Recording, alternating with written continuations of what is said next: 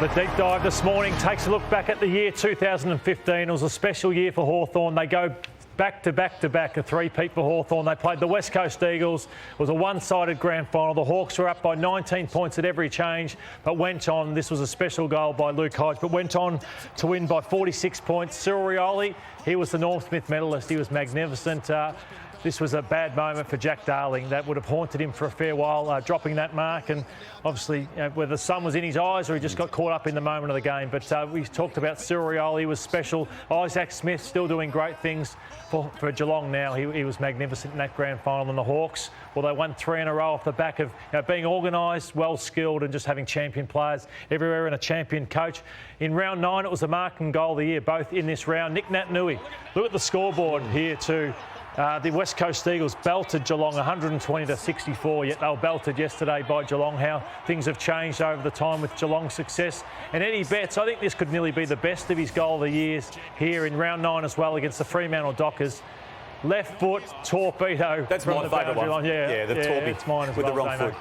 Special. You just heard the commentators laughing with joy with how good that goal was, Damo. Yeah. It was a year, Llordo, as you know, in 2015 when Nat Fyfe won the first of his 2 Brownlow medals. He just put together a supreme season of footy. Managed to beat Matty Priddis, who was also a Brownlow medal winner, but averaged nearly 30 disposals a game and was just a bull. 8.5 clearances on average for the match. Gary Ablett giving him the first of his 2 Brownlow medals. The other one coming in 2019.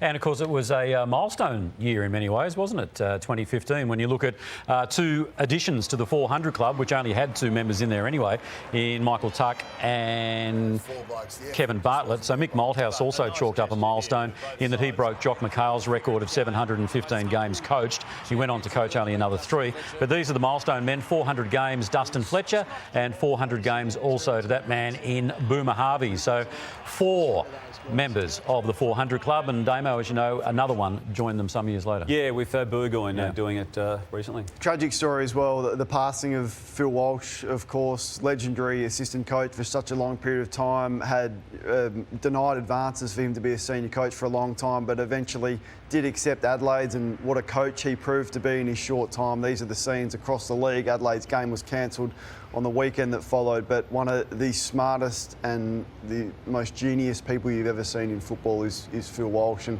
just thought the way the whole of the competition, and in particular the Adelaide Football Club, carried themselves. Scott Camperelli came in as caretaker coach and did an incredible job to carry Adelaide through the rest of this season. A lot of courage was shown, but yeah, rest in peace, Walshy.